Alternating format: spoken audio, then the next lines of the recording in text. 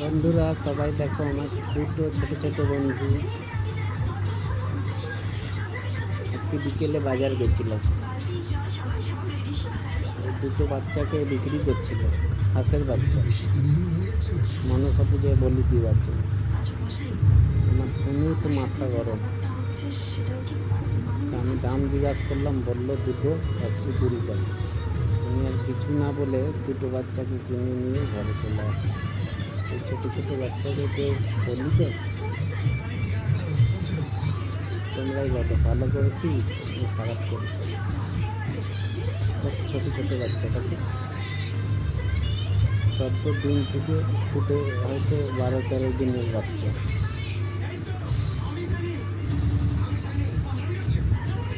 ছোট্ট ছোট্ট মিষ্টি হাঁসের দুটো বাচ্চা।